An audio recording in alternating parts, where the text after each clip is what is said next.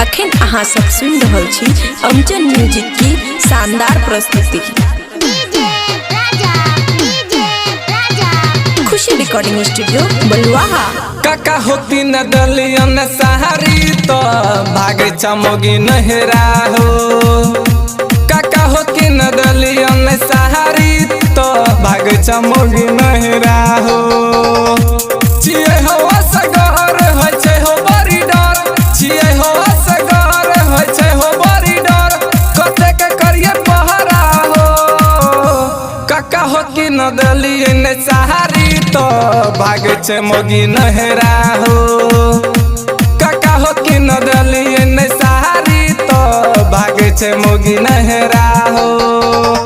छिए हो असगर होय छै हो बड़ी डर, कते के करिए पहरा हो, कते के करिए पहरा हो। काका हो कि न दलियन सहारी तो भागे छै मोगी नहरा हो।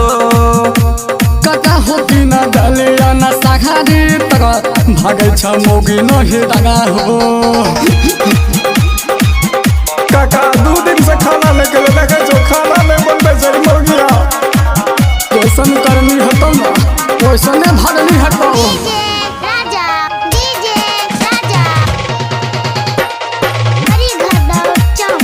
दोसर गलन मारे छी रे। खुशी रिकॉर्डिंग स्टूडियो बलुआहा। 2 दिन से भूखल छिए हो काका, खने न छिए खाना हो, खाना हो। रोज रोज लड़ै के खोजै छ मोगिया ई तो बहाना हो, बहाना हो। कते के हम कहिया कोना हो हम रहिया, कते के हम कहिया कोना हो हम रहिया। देखि के एकर चेहरा हो, देखि के एकर चेहरा हो। काका हो कि न दलियन सहारी तो भागे छ मोगी नहरा हो।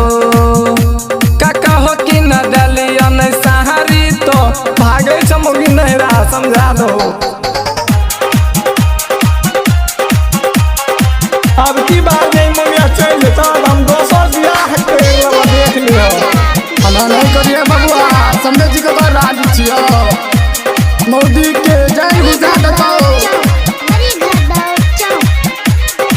खुशी रिकॉर्डिंग स्टूडियो बलुआहा।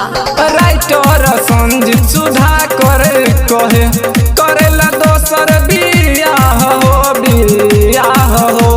अब बिल्कुल यादव शादी करके कल को जिंदगी तबाह हो, तबाह हो। टोला और मोहल्ला भेला हो बड़ी हल्ला, टोला और मोहल्ला भेला हो बड़ी हल्ला। सुनी के भेला बहिरा हो, शंकरा भेला बहिरा हो। काका हो कि न दलियन सहारी तो भागे छ मोगी नहरा हो। काका हो कि न दलियन सहारी तो भागे छ मोगी नहरा हो। खुशी रिकॉर्डिंग स्टूडियो बलुआहा।